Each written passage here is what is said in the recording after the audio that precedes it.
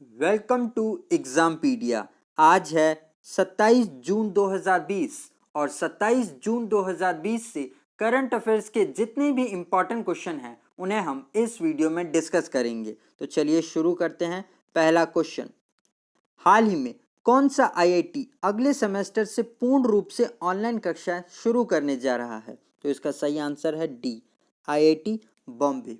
तो अभी आईआईटी बॉम्बे कोविड-19 महामारी के मद्देनजर अगले सेमेस्टर से पूरी तरीके से ऑनलाइन कक्षाएं शुरू करने जा रहा है ताकि छात्रों की सुरक्षा में किसी तरीके का कॉम्प्रोमाइज न रह पाए। और ऐसा आईआईटी बॉम्बे के 62 साल के इतिहास में पहली बार हो रहा है जब आईआईटी अपने क्लासेस को ऑनलाइन तरीके से चलाएगा। आईआईटी बॉम्बे अपने आर्थिक रूप से कमजोर छात्रों को इन ऑनलाइन क्लासेस को अटेंड करने के लिए में आईआईटी हार्डवेयर को एकत्रित करने में मदद भी करेगा, जिससे कि वे छात्र भी अच्छे से क्लासेस को अटेंड कर पाए। अब यहाँ पर आईआईटी की बात हुई है तो हम कुछ और ऑप्शंस भी देख लेते हैं, जैसे कि ए, आईआईटी कानपुर कोविड-19 महामारी से लड़ने में देश के सामूहिक प्रयास में मदद करने के लिए प्रतिदिन 25,000 मास्क का उत्पादन करेगा। डी, आईआईटी गुवाहाटी ने अभी फ्लाइजी नामक मोबाइल एप्लीकेशन को विकसित किया है।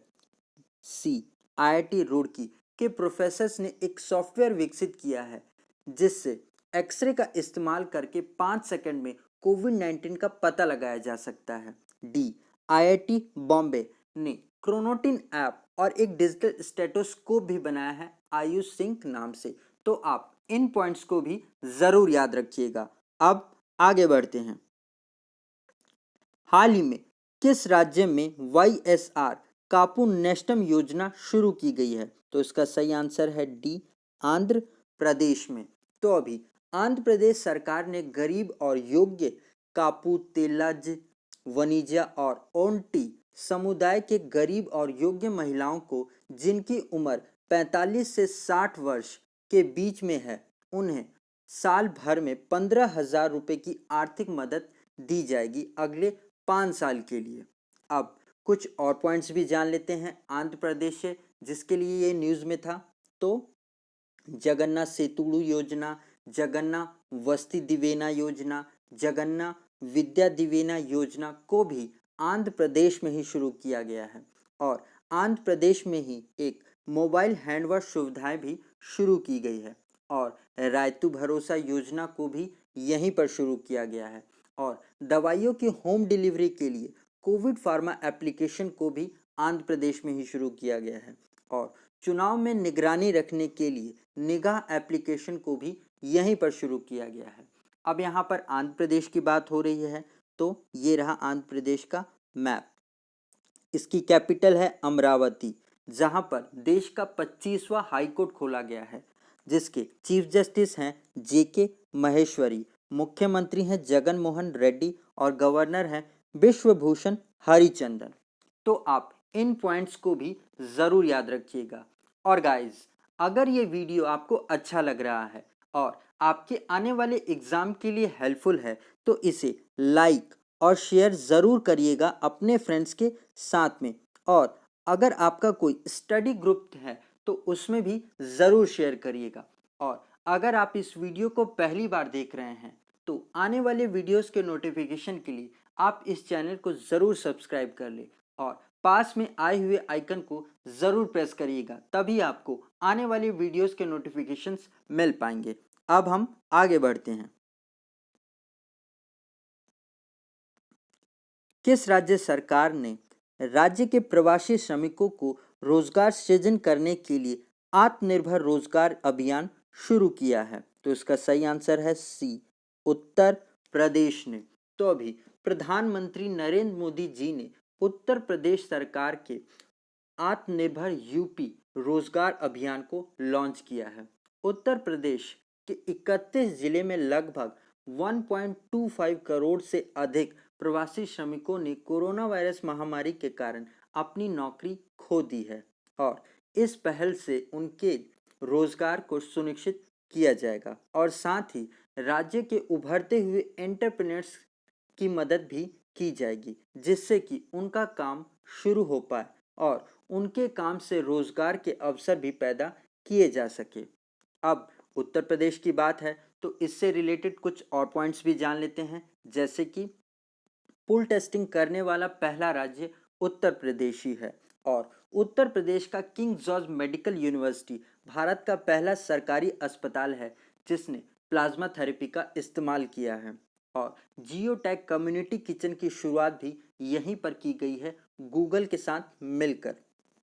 और कोविड 19 मरीजों के लिए 1 लाख वेंटिलेटर वाले बेड की सुविधाएं भी उत्तर प्रदेश में ही शुरू की गई है और वर्चुअल कोर्ट के माध्यम से सुनवाई करने वाला भी पहला राज्य उत्तर प्रदेश ही है और रेल डिब्बों के आइसोलेशन वार्ड में कोविड 19 मरीजों को रखने वाला पहला राज्य उत्तर प्रदेश ही है और राज्य के युवाओं को प्रोत्साहित करने के लिए उत्तर प्रदेश सरकार ने स्टार्टअप फंड की शुरुआत की है। तो आप इन पॉइंट्स को भी याद रखिएगा। अब यहाँ पर उत्तर प्रदेश की बात हुई है तो ये रहा उत्तर प्रदेश का मैप। इसकी कैपिटल है लखनऊ, जो कि गोमती नदी के किनारे स्थित है और हमारे रक्षा मंत्री राजनाथ सिंह जिनकी कॉन्स्टिट्यूंसी भी लखनऊ ही है। मुख्यमंत्री हैं योगी आदित्यनाथ, गवर्नर हैं आनंदीबेन पटेल और इलाहाबाद हाईकोर्ट के चीफ जस्टिस हैं गोविंद माथुर। तो आप इनका भी नाम जरूर याद रखिएगा। अब आगे बढ़ते हैं। हाल ही में मेलबोर्न क्रिकेट क्लब की पहली महिला अध्यक्ष के रूप में किसे नियुक्त किया गया है? तो इनका नाम है ए क्लेयर कोनर को। तो अभी इंग्लैंड महिला क्रिकेट टीम की पूर्व कैप्टन क्लेयर कोनर को मेलबोर्न क्रिकेट क्लब का अध्यक्ष नियुक्त किया जाएगा और मेलबोर्न क्रिकेट क्लब के 233 साल के इतिहास में ये पहली बार है जब कोई महिला अध्यक्ष पद के लिए नियुक्त की गई हैं। क्लेयर कोनर, इन्होंने 2006 में अंतर्राष्ट्रीय क्रिकेट से संन्यास ले लिया था और ये वर्तमान में इंग्लैंड महिला क्रिकेट और वेल्स क्रिकेट बोर्ड के मैनेजिंग डायरेक्टर के पद पर कार्यरत हैं। ये वर्तमान अध्यक्ष कुमार संगकारा की जगह लेंगी, जिन्हें 1 साल के लिए ये कार्यकाल के लिए नियुक्त किया गया है, पर कोविड 19 महामारी के कारण इनका कार्यकाल 1 साल की अन्य अवधि के लिए बढ़ा दिया गया है। क्लेयर कोनर अगले साल 1 अक्टूबर से अपना पद संभालेंगी। तो आप इनका नाम जरूर याद रखिएगा क्योंकि यहाँ पर पहली बार ये बनी है, इसीलिए ये क्वेश्चन ज्यादा इंपॉर्टेंट हो जाता है। अब आगे बढ़ते हैं। हाल ही में प्रकाशित पुस्तक #MeToo के लेखक कौन हैं? तो इनका नाम है ए करण पुरी। तो अभी लेखक करण पुरी की #MeToo नाम से एक नई किताब लॉन्च की गई है। ये किताब #MeToo मूवमेंट से प्रेरित है, जिसकी शुरुआत अमेरिका से हुई थी। इस पुस्तक में कुछ मशहूर हस्तियों और अन्य प्रसिद्ध हस्तियों के अंधेरे रहस्यों के साथ विभिन्न क्षेत्रों के लोगों के कुछ विचार भी बताए गए हैं। उसको उजागर करती है ये किताब। अब दूसरे ऑप्शंस भी देख लेते हैं। तो बी अमीश त्रिपाठी, इन्होंने अभी legend of Suheldev the king who saved India नामक किताब लिखी है। सी खजाऊ इशिगुरु, इन्होंने 2017 का लिटरेचर का नोबेल पुरस्कार जीता है और अभी इन्होंने एक किताब लिखी है जिसका नाम है क्लारा एंड द जन, जिसे अगले साल रिलीज किया जाएगा।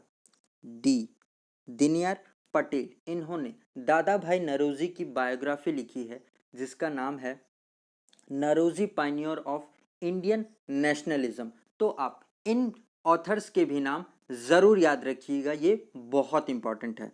अब आगे बढ़ते हैं। हाल ही में किस राज्य के मुख्यमंत्री मातृ पुष्टि उपचार योजना शुरू की गई है? तो इसका सही आंसर है डी त्रिपुरा में। तो अभी त्रिपुरा सरकार ने ये मुख्यमंत्री मातृ पुष्टि उपचार योजना को शुरू किया है। इस योजना में राज्य के कुपोषण और मातृ मृत्यु दर से लड़ने के प्रयासों के तहत गर्भवती और स्तनपान कराने वाले महिलाओं को पोषण किट प्रदान किया जाएगा। अब कुछ और पॉइंट्स भी जान लेते हैं त्रिपुरा से, जिसके लिए त्रिपुरा न्यूज़ में था। तो अभी त्रिपुरा में प्ले लिटिल स्टडी लिटिल योजना को भी शुरू किया गया है और त्रिपुरा में ही नेबरहुड क्लासेस को भी शुरू किया गया है। अब यहाँ पर त्रिपुरा की बात हो रही है, तो ये रहा त्रिपुरा का मैप। इसकी कैपिटल है अगरतला। मुख्यमंत्री हैं बिप्लब कुमार देव, गवर्नर है रमेश बायस और त्रिपुरा हाईकोर्ट के चीफ जस्टिस हैं अखिल अब्दुल मोहम्मद कुरैशी। और यहाँ पर दो नेशनल पार्क जो कि बहुत इंपॉर्टेंट हैं, जिनके नाम है क्लाउडेड लेपर्ड नेशनल पार्क और रास्पबेरी नेशनल पार्क। और यहीं पर एक फेस्टिवल भी मनाया जाता है जिसका नाम है खर्ची पूजा। ये एक हिंदू फेस्टिवल है जिसे त्रिपुरा में मनाया जाता है। तो आप इन पॉइंट्स को भी जरूर याद रखिएगा। अब आगे बढ़ते हैं।